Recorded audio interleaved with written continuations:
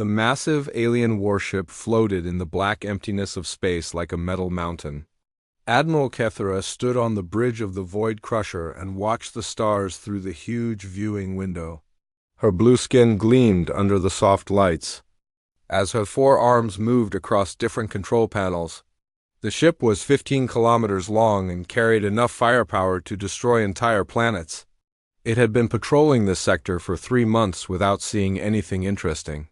Kethera belonged to the Zephyrian race, one of the founding species of the Galactic Empire. The Empire had ruled this part of space for over 3,000 years. No one dared to challenge their power. Their ships had the best weapons, the strongest shields, and the fastest engines in the galaxy. Most alien races either joined the Empire willingly or got conquered quickly. The bridge was quiet except for the soft humming of machines. Kethra's crew worked at their stations with the calm efficiency that came from years of routine patrols. Nothing ever happened in the outer rim sectors. Sometimes they found primitive species on backward planets, but those were easy to handle. A show of force usually made them surrender without a fight. Commander Thex approached the Admiral with his usual formal manner. His gray skin was marked with the ritual scars of his warrior caste. He had served under Kethera for 5 years and never questioned her orders. "Admiral, our long-range sensors have detected something unusual," he said. In the clicking language of his people, Kethera turned her attention to him. In all her years of service, unusual readings usually meant equipment problems or space debris. "What kind of reading?" she asked. "A vessel of unknown design approaching from the direction of that yellow star system," Thex replied. He gestured toward the main display screen where a small dot appeared. "It appears to be artificial but does not match any known Imperial or Allied designs." The Admiral studied the readings with mild interest. The object was definitely a spacecraft, but it looked crude and primitive. Its energy signature was weak compared to Imperial ships.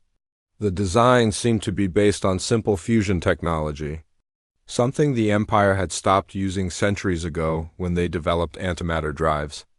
"How large is it?" Kethera asked. "Approximately 2 kilometers in length," Thex answered. "Much smaller than our smallest escort vessels. Its speed is also quite slow by our standards." Kethera nodded. This was probably another pre-warp civilization that had somehow managed to build a crude interstellar ship. It happened sometimes. Primitive species would develop basic space travel and accidentally wander into Imperial territory. The protocol was simple: disable their ship, study their technology, and then decide whether to integrate them into the Empire or leave them alone. "Dispatch 3 destroyer-class vessels to intercept," she ordered.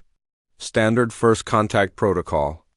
Use electromagnetic pulse to disable their systems, but do not destroy them. We need to examine their technology.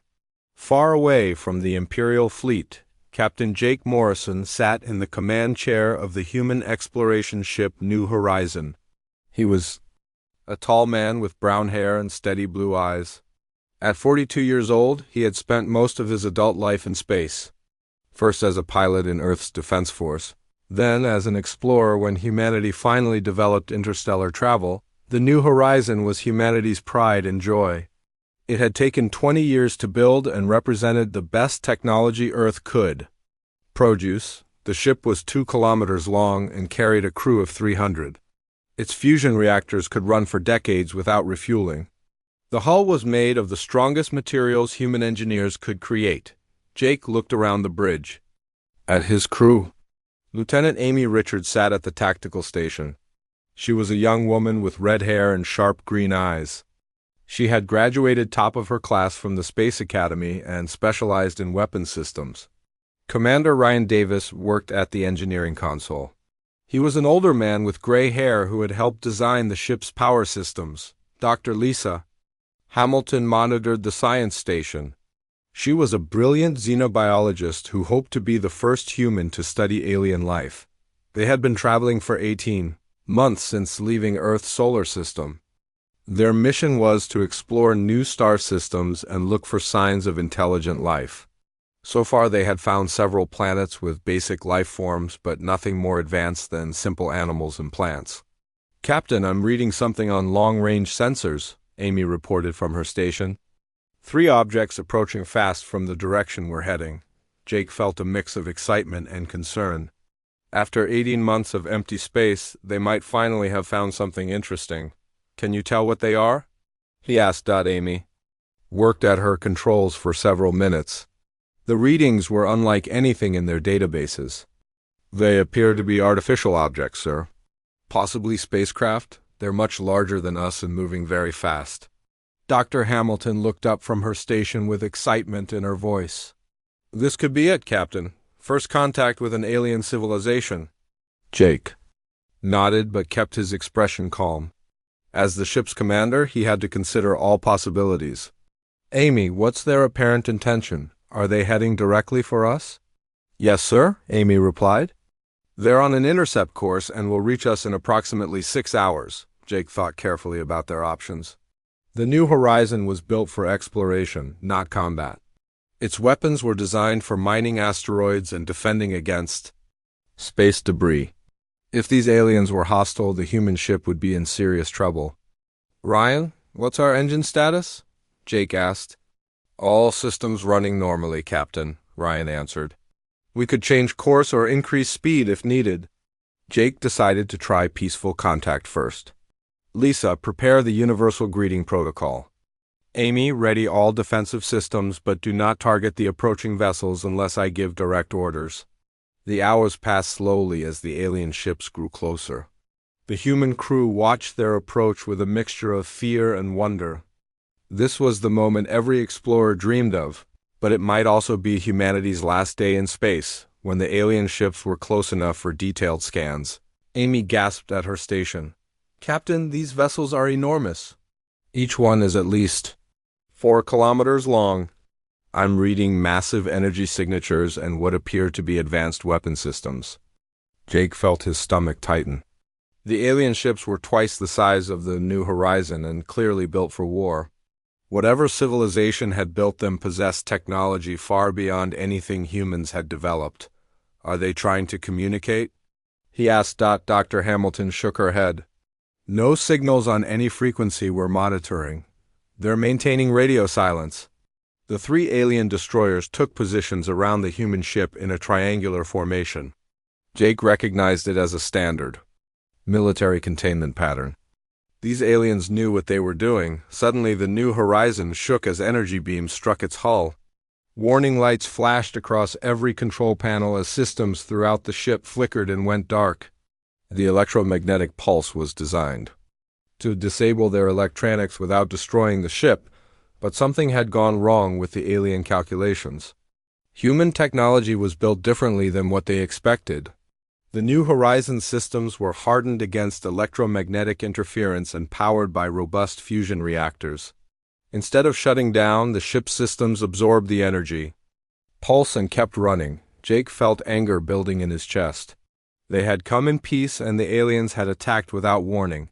Amy, return fire. Target the closest vessel.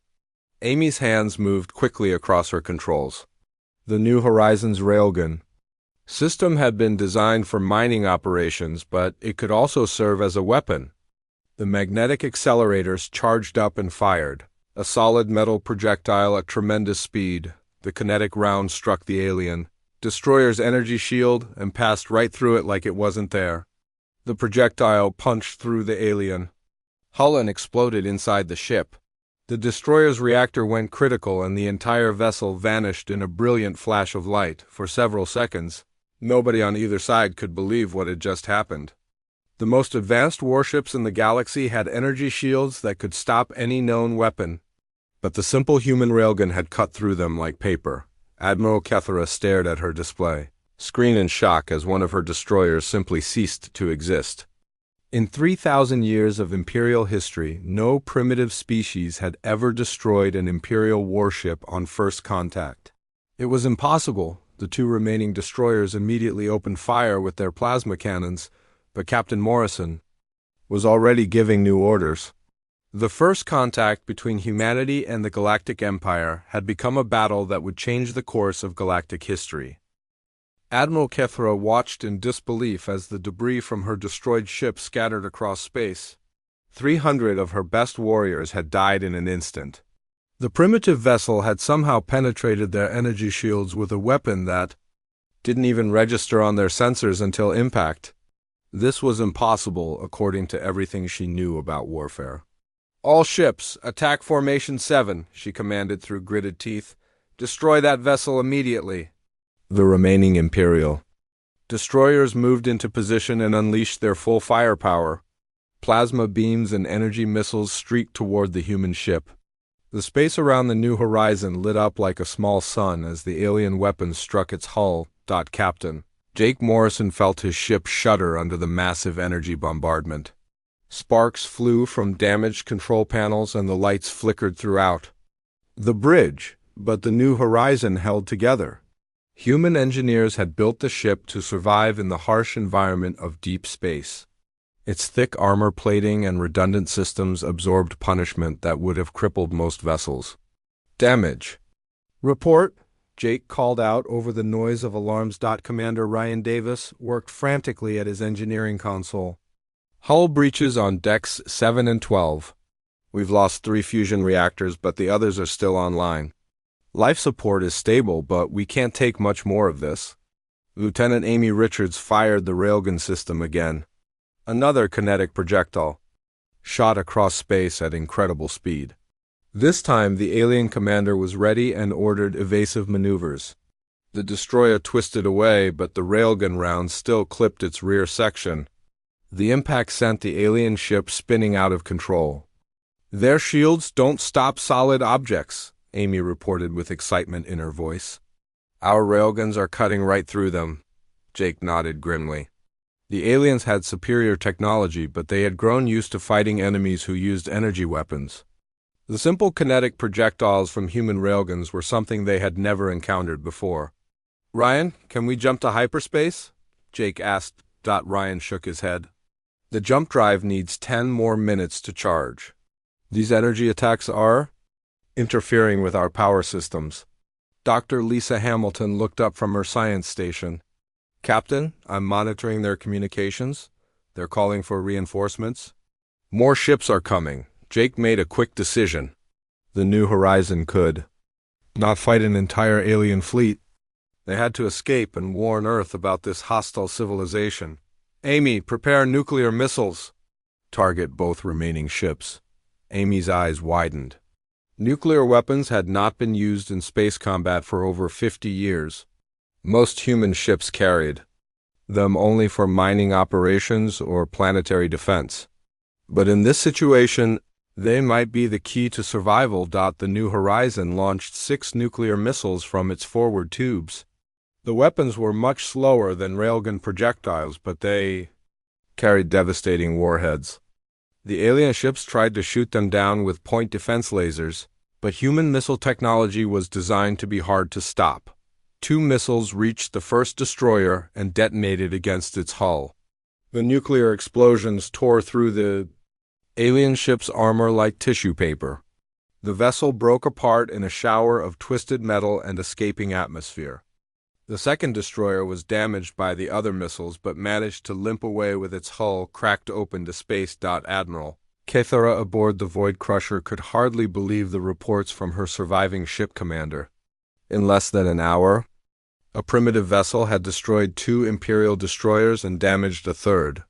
The humans were using weapons that Imperial forces had not seen in over 1,000 years. "Order the entire Third Fleet to converge on these coordinates," she commanded. "I want 50 ships here within 6 hours. Her science officer, a thin creature with pale green skin, approached nervously. "Admiral, we should study their weapons before attacking again. These kinetic projectiles and nuclear devices are unlike anything in our databases." Kethera turned her 4 eyes toward him with anger burning in their depths. "Are you suggesting we flee from primitives?" "No, Admiral," the science officer replied quickly. "But perhaps we should understand their technology first. Our energy shields offer no protection against solid projectiles. Our entire fleet could be vulnerable." Meanwhile, Captain Morrison pushed his damaged ship toward the edge of the star system. The New Horizon's engines were running at maximum power, but the alien pursuit ships were faster. Ryan Davis had managed to repair most of the critical systems, but the hull still had several serious breaches. "Jump drive is almost ready," Ryan reported. 2 more minutes." Amy watched her sensor screen as more alien ships appeared in the distance. "Captain, I count 12 vessels approaching. They're much larger than the ones we fought." Jake felt sweat on his forehead despite the cool air on the bridge. 12 alien warships would be impossible to fight. Their only hope was to reach hyperspace before the enemy closed the distance. "Prepare for emergency jump," he ordered. "Set. Course for the nearest human colony." Dr. Hamilton continued monitoring alien communications. Their language was complex, but she was beginning to understand some basic concepts. "Captain, they're very confused about our weapons. I think they've never encountered kinetic projectiles or nuclear explosives before." This information gave Jake hope. If the aliens were unprepared for human weapons, then Earth might have a chance in the coming war. Because he was certain now that war was inevitable. These aliens had attacked without provocation and showed no interest in peaceful contact. The pursuing Imperial ships launched long-range missiles toward the fleeing human vessel. The weapons were fast and accurate, designed to overwhelm enemy defenses with sheer numbers. But the New Horizons point defense system had been built to handle asteroid fields and space debris. Its rapid-fire guns tracked and destroyed most of the incoming missiles. "Jump drive ready," Ryan announced. "Execute jump," Jake ordered. Space twisted around the New Horizon as its experimental hyperspace drive activated. The human ship disappeared in a flash of blue light, leaving the Imperial fleet behind. Admiral Kethera stared at the empty space where her enemy had been just moments before. The tactical officer reported sensor readings from the battle. "Admiral, the human vessel used some kind of spatial distortion to escape. The energy signature is unlike our hyperspace technology." Kethera studied the data with growing concern. These humans possessed weapons that could penetrate Imperial shields and escape methods that Imperial sensors could barely detect. For the first time in her military career, she felt fear. "Send a priority message to Imperial Command," she ordered. "Inform them that we have encountered a hostile species with unknown military capabilities. Request immediate reinforcements and scientific analysis teams." 3 days later, the New Horizon emerged from hyperspace near the human colony of New Perth. The small settlement had been established only 2 years earlier on a planet rich in rare minerals.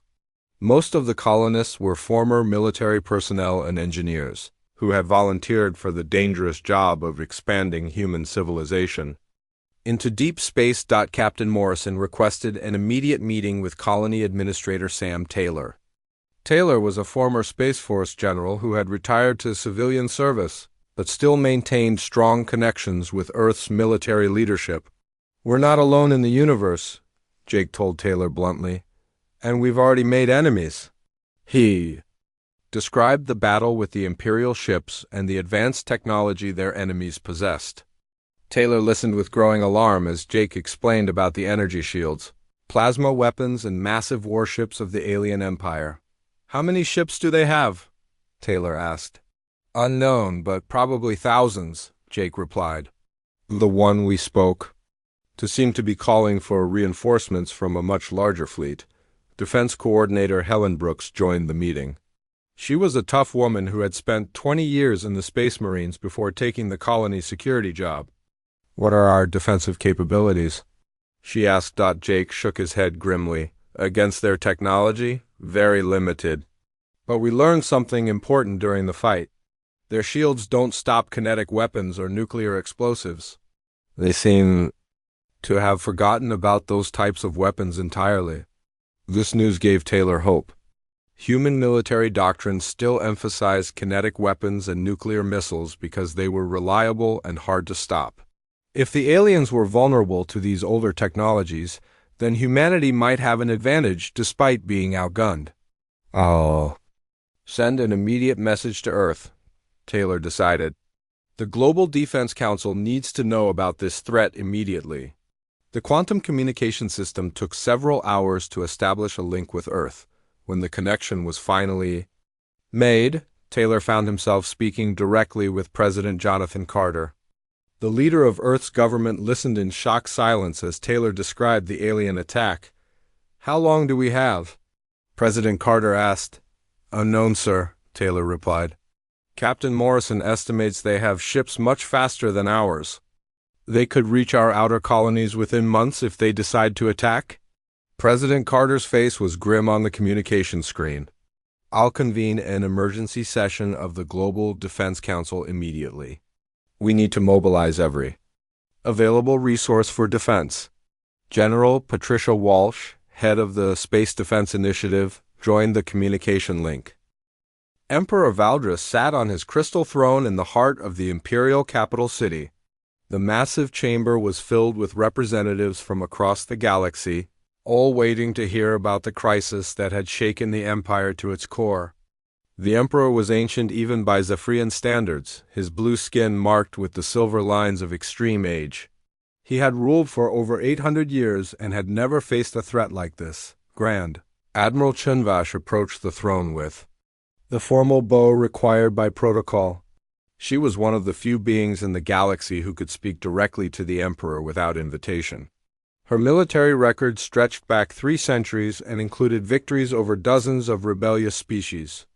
"Your Imperial Majesty," she began in the formal court language, "I have reviewed all data from Admiral Kethra's encounter with the human vessels. The situation is more serious than initial reports indicated." Emperor Valdris leaned forward with interest. In his long reign, few things had surprised him anymore. "Explain the nature of this threat," he commanded. "The humans employ weapons technology that our forces have not encountered in over a millennium," Chunvash replied. "They use kinetic projectiles and nuclear explosives. Our energy shields provide no defense against these primitive but effective weapons." A murmur of concern rippled through the assembled court officials. The Empire's military supremacy was based on advanced energy weapons and defensive shields. If these technologies were useless against human weapons, then the entire Imperial war machine was vulnerable.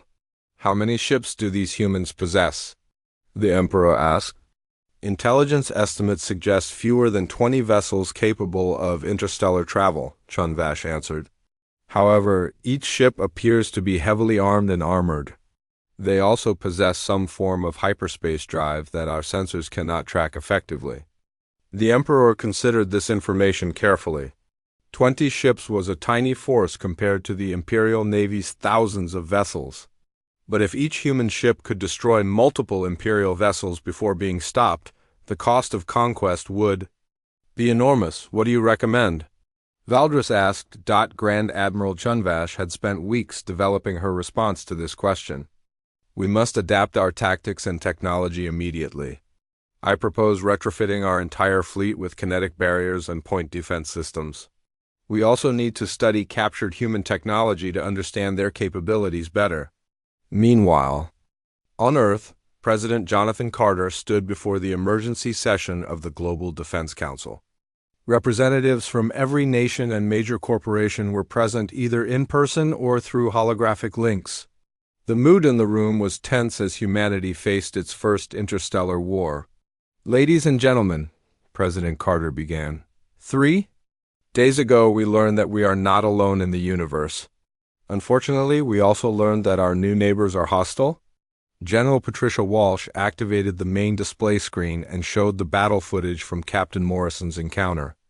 The assembled leaders watched in fascination and horror as the human ship fought against superior alien technology. "The good news," General Walsh continued, "is that our weapons are effective against their defenses. The bad news is that they have thousands of ships while we have only 12. Secretary of Industry Maria Santos raised her hand. "How quickly can we expand our fleet?" "Under normal production schedules, we could build perhaps 6 new ships per year," Walsh replied. "But we're not dealing with normal circumstances. I'm proposing emergency mobilization of all shipyards and manufacturing facilities." The discussion continued for hours as Earth's leaders debated resource allocation and strategic priorities. Some argued for defensive preparations while others pushed for immediate offensive action. Finally, President Carter called for order. "We will pursue a three-phase strategy," he announced. Phase 1 is immediate defense of our existing colonies. Phase 2 is rapid expansion of our fleet. Phase 3 is the development of new weapons and tactics specifically designed to fight this alien empire. Dr. Kevin Ross, chief designer for the Space Defense Initiative, was given unlimited resources and authority to develop new ship designs. His team had been working around the clock since receiving news of the alien threat. The new Defender-class battleships would be larger and more heavily armed than any previous human vessel. Each ship will carry 50 nuclear missiles and 12 railgun batteries, Dr. Ross explained to the assembled officials. The armor will be 3 times thicker than current designs, and the reactors will have triple redundancy. Captain Jake Morrison had been recalled to Earth to help train new crews and develop combat tactics. He stood before a class of recently graduated Space Academy cadets and explained the realities of fighting an advanced alien civilization. "Forget everything you learned about space combat theory," he told them bluntly.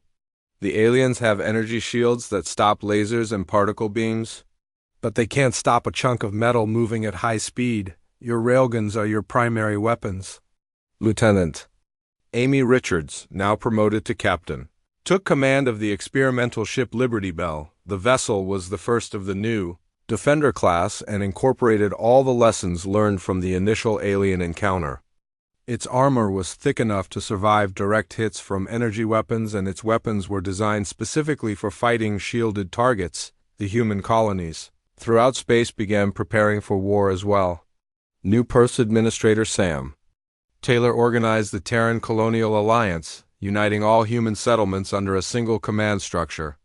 Each colony world began producing defensive weapons and training militia forces. The mining colonies in the Kepler system became crucial suppliers of rare materials needed for advanced weapons. Colony Director Helen Brooks coordinated the expansion of mining operations while simultaneously building defensive platforms around each inhabited world. But the most important development was happening in the intelligence services. Agent Paul Martinez led a team of specialists tasked with gathering information about the Galactic Empire. Using simple chemical rockets that Imperial sensors ignored as space debris, human agents began placing monitoring devices along known alien trade routes. The intelligence gathered painted a disturbing picture of the Empire's vast size and resources.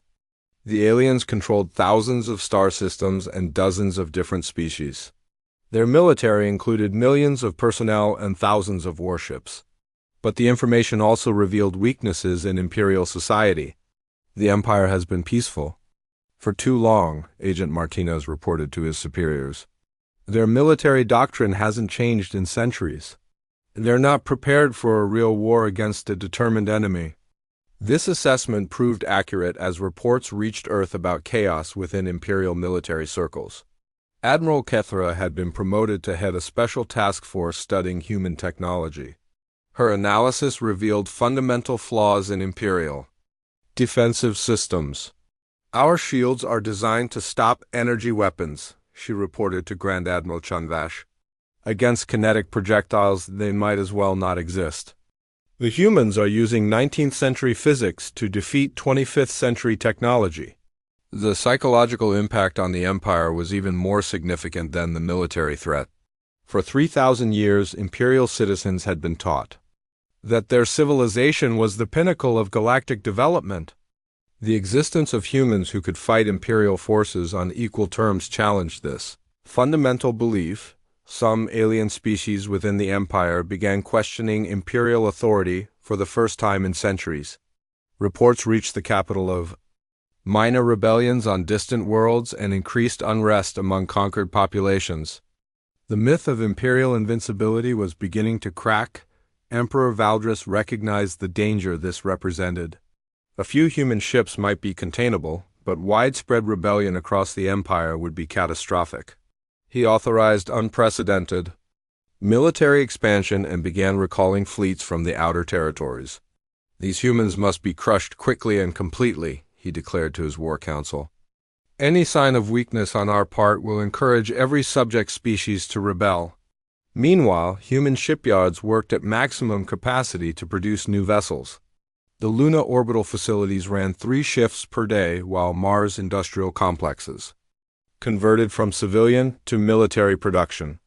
Even the asteroid mining platforms were modified to produce weapons and armor plating. Captain Morrison visited the construction sites regularly to ensure the new ships met combat requirements.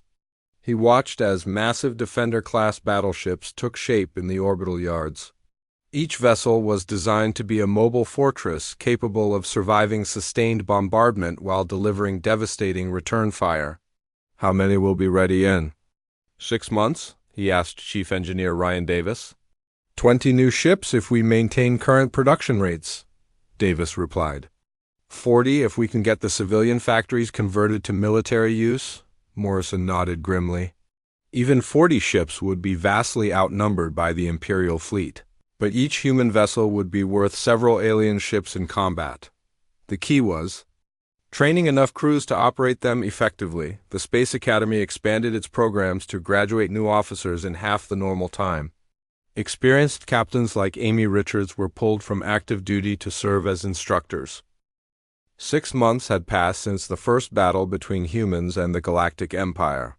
During this time, both sides had worked frantically to prepare for the larger conflict everyone knew was coming.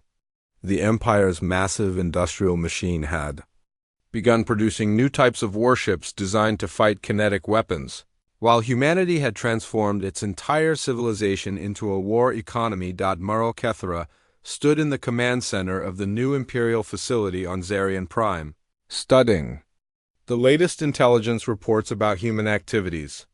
The facility had been built specifically to analyze the human threat and develop countermeasures. Hundreds of the Empire's best scientists and engineers worked around the clock to understand weapons technology they had thought obsolete for over 1,000 years. "Show me the latest fleet composition analysis," she ordered her aide. The holographic display showed the current state of human space forces. Intelligence reports indicated that humans now possessed 38 interstellar capable warships, with more under construction.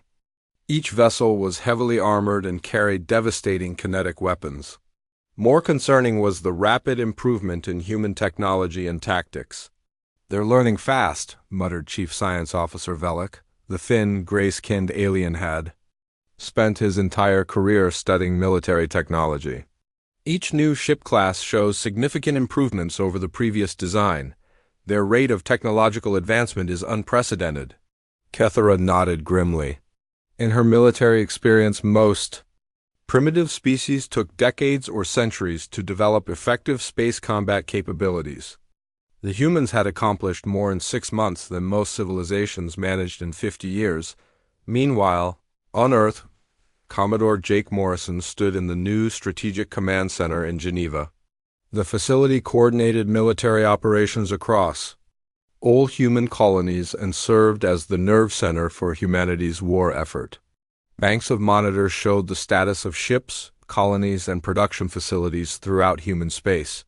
"Fleet status report," Morrison requested from his aide. Commander Lisa Thompson, formerly Dr. Hamilton's research assistant, had been promoted to serve as Morrison's intelligence coordinator. 38 ships operational, Captain, she reported. The new Constitution-class battleships are performing excellently in trials. We should have 12 of them ready for combat within the month. Morrison studied the tactical displays with satisfaction. The human fleet was still tiny compared to Imperial forces, but each ship represented the best technology and training humanity could provide. The crews were experienced veterans who had trained intensively in the new combat doctrines developed from the first alien encounter. Captain Amy Richards walked into the command center carrying the latest reports from the Liberty Bell.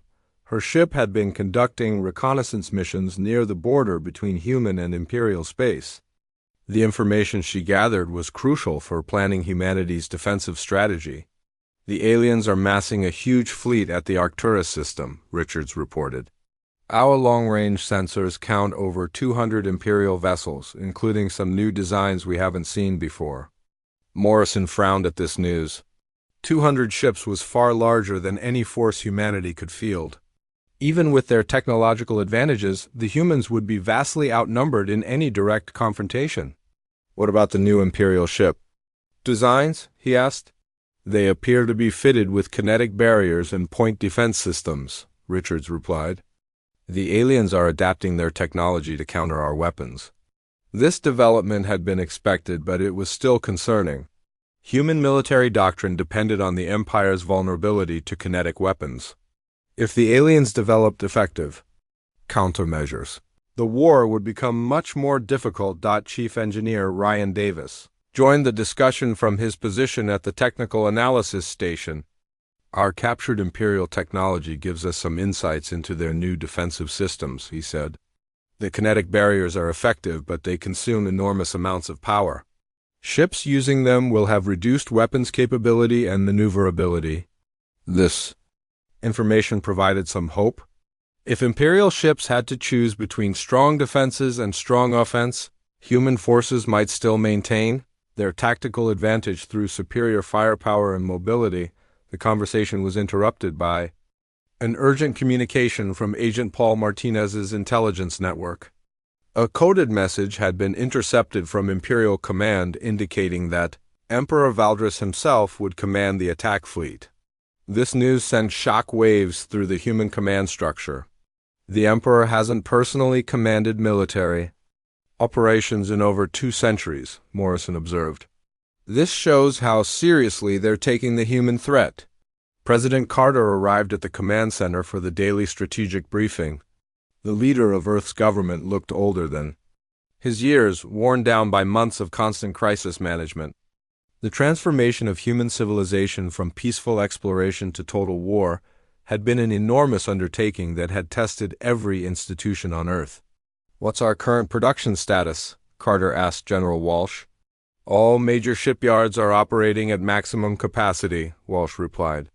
We're producing new vessels faster than we can train crews to operate them. The bottleneck is qualified personnel, not manufacturing capability. This had become humanity's greatest challenge. Building warships required only industrial resources and time, but creating experienced space combat officers took years of training. The Space Academy had expanded its programs and accelerated graduation schedules, but there were limits to how quickly competent commanders could be developed. Morrison had a proposal for addressing this problem. We need to implement the distributed command system we've been developing, he said. Instead of traditional ship hierarchies, we use networked command structures where multiple officers share tactical decision-making. The concept was radical by military standards, but it offered advantages in the type of warfare humans expected to fight.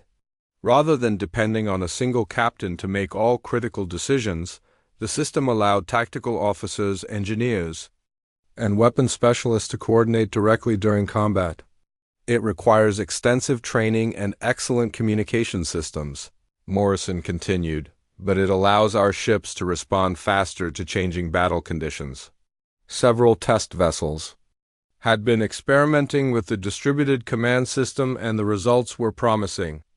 Ships using the new command structure showed significant improvements in combat effectiveness during simulation exercises. The discussion moved to strategic planning for the expected Imperial offensive. Intelligence reports suggested the aliens would attack within the next 2 months, probably targeting the outer human colonies first. The question was whether to defend each colony individually or concentrate forces for a decisive battle. We can't defend everywhere, Morrison argued. Our best strategy is to force them into a single large engagement where we can use our technological advantages effectively. Admiral Helen Brooks, now commanding the Colonial Defense Force, disagreed with this assessment. If we abandon the outer colonies, we lose the resources and population centers we need for long-term resistance. She countered. The debate continued. For hours, as humanity's leaders wrestled with impossible choices, every strategic option involved significant risks and potential losses. The Empire's superior numbers meant that humans would have to fight a nearly perfect campaign to have any chance of victory. Meanwhile, in Imperial space, Emperor Valdris prepared for his first personal military campaign in over 2 centuries. The ancient ruler had decided that the human threat required his direct attention. The mobilization of Imperial forces was the largest in the Empire's history, with fleets being recalled from across the galaxy. "Your Imperial Majesty," Grand Admiral Chunvash reported, "the attack fleet is nearly assembled. We have positioned over 300 vessels at the staging area, including the new Human Killer-class dreadnoughts." The Human Killer ships were the Empire's answer to human kinetic weapons. They carried heavy armor, kinetic barriers, and rapid-fire plasma cannons designed to destroy incoming projectiles. Each vessel was essentially a mobile fortress built specifically for fighting human tactics. "What about our intelligence on human defensive preparations?" Valdris asked. "They appear to be concentrating their forces near a system they call Titan's Gate," Chunvash replied. "It's a strategic hyperspace junction that controls access to their core territories." The Emperor studied the tactical displays with the experience of centuries of warfare. The humans were clearly planning to make their stand at this location, hoping to use the restricted space to negate the Empire's numerical advantage. "An intelligent choice," Valdris admitted. "But intelligence alone will not save them from superior firepower."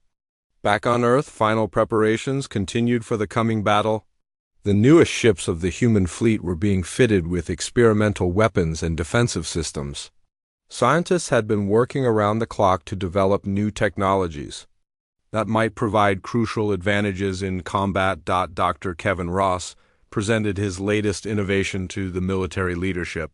"We've developed enhanced nuclear warheads that can penetrate the new Imperial kinetic barriers," he explained. "The weapons use antimatter triggers to increase their destructive power significantly." The space around Titan's Gate had become the most fortified location in human history. 36 human warships hung in formation near the hyperspace junction, their hulls gleaming with fresh armor plating and bristling with weapons. Commodore Jake Morrison stood on the bridge of his flagship, the battleship Constitution. Watching as his crews made final preparations for battle, the human fleet was arranged in 3 defensive lines. The newest Constitution-class battleships formed the primary battle line, their heavy armor and massive railgun batteries ready to engage the largest Imperial vessels. Behind them, the older but reliable Defender-class ships provided fire support and protected the flanks. The smallest vessels, including Captain Amy Richards' Liberty Bell, were positioned to exploit any gaps in the enemy formation. "All ships report ready for combat," reported Communications Officer Janet Hayes from her station. The young woman had been promoted rapidly during the military expansion and now coordinated the complex network of signals that kept the human fleet functioning as a unified force. Morrison nodded and activated the fleet communication system. Every human in the battle force could hear his words as he addressed them over the intercom. "Today we fight not just for our colonies or our ships, but for the future of humanity among the stars," he said calmly. "The Empire thinks we're primitives who got lucky in our first encounter. Let's show them how wrong they are." 300 million kilometers away, Emperor Valdris surveyed his massive battle fleet from the bridge of the Imperial Super Dreadnought, Galactic Sovereign. The ship was 20 kilometers long and carried enough firepower to destroy entire planets. Around it, 300 Imperial vessels moved in perfect formation, their energy shields glowing softly in the starlight.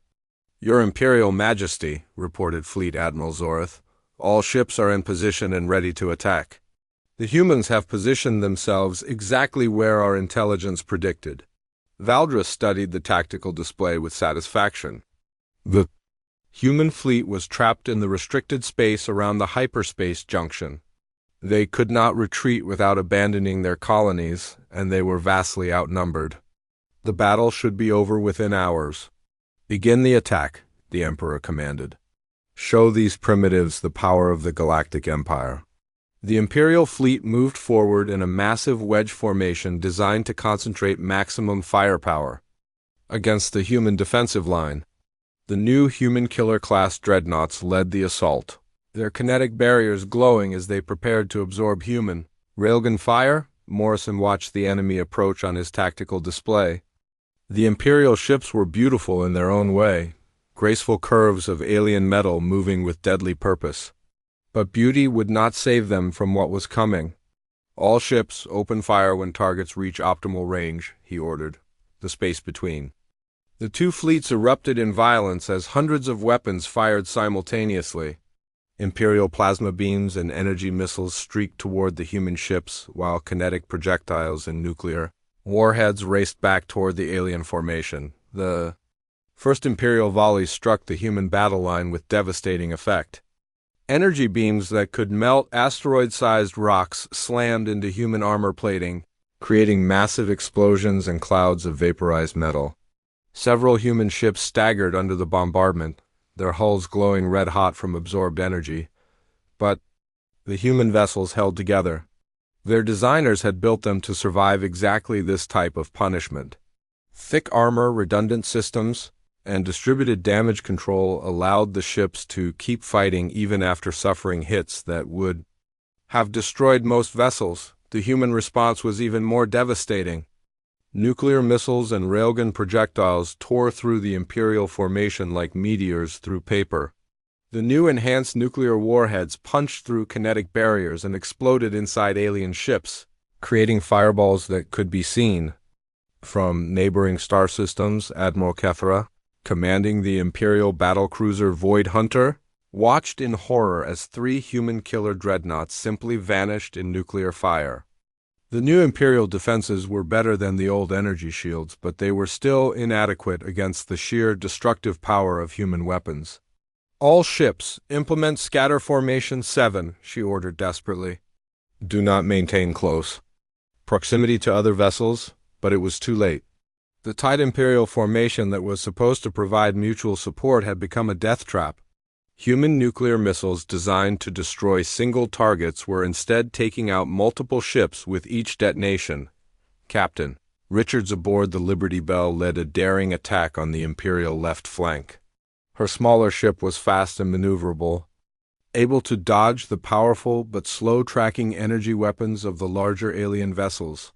She targeted the Imperial command ships, hoping to disrupt their coordination. "Fire all railguns, target the ship with the fancy communications array," she ordered her weapons officer. The Liberty Bell's kinetic projectiles slammed into an Imperial communications cruiser, tearing through its hull and destroying its command systems. Without central coordination, several Imperial squadrons began firing on each other in the confusion. Morrison saw the chaos developing in the enemy formation and pressed his advantage. "All ships concentrate fire on the Imperial flagship," he commanded. "Take out their command structure. Every human weapon that could reach the target open fire on the Galactic Sovereign." Nuclear missiles, railgun projectiles, and even experimental antimatter warheads converged on the massive Imperial vessel. The ship's defenses were impressive, but they could not stop everything. Emperor Valdris felt his flagship shudder as human weapons found their mark. Explosions echoed through the ship's corridors as critical systems failed. For the first time in his 800-year reign, the Emperor faced the real possibility of personal defeat. "Your Imperial Majesty, Admiral," Zorith reported with panic in his voice, "we're losing over 60% of our ships. The humans are destroying us faster than we're destroying them." Valdris stared at the tactical display in disbelief. His fleet of 300 vessels was being systematically destroyed by 36 human ships. The numerical advantage that should have guaranteed victory was meaningless against the devastating effectiveness of human weapons. How is this possible? He demanded. The answer came from Admiral Kethra over the communication system. "Your Majesty, their weapons are too powerful for our defenses.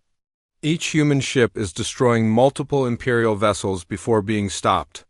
As if to emphasize her point, another human killer dreadnought exploded in the distance as railgun fire breached its reactor core.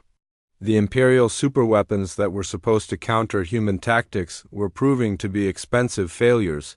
Morrison coordinated the human attack with the skill of a conductor directing an orchestra. Each ship had specific targets and roles, but the distributed command system allowed them to adapt instantly to changing conditions. When Imperial forces tried to concentrate against one section of the human line, other ships immediately moved to provide support. "Constitution, this is Liberty Bell," Richards reported over the tactical network. I've got a clear shot at their command ship. Take it. Morrison replied without hesitation. The Liberty Bell's enhanced nuclear missiles struck the Galactic Sovereign's bridge section in a blinding flash of destruction. The explosion tore through multiple decks and destroyed the ship's primary command center. Emperor Valdris barely escaped with his life as his flagship began breaking apart. The psychological impact of seeing their Emperor's ship crippled sent shockwaves through the remaining Imperial forces. Many ship commanders had never seen Imperial vessels destroyed in such numbers. The myth of Imperial invincibility was crumbling before their eyes. All ships, retreat to hyperspace, Valdris ordered from the emergency command center deep in his ship's armored core. Immediate withdrawal. But the retreat turned into a rout as panic spread through the Imperial fleet. Ships fled in all directions without coordination, making them easy targets for pursuing human vessels. The disciplined withdrawal that should have preserved most of the fleet became a massacre. Morrison watched the alien ships fleeing and felt no satisfaction in victory. The battle had cost humanity dearly as well. 8 human ships had been destroyed and most of the survivors were badly damaged. But they had proven something important. The Galactic Empire could be defeated. Do we pursue? Asked Captain Richards over the communication system. Morrison considered the option carefully.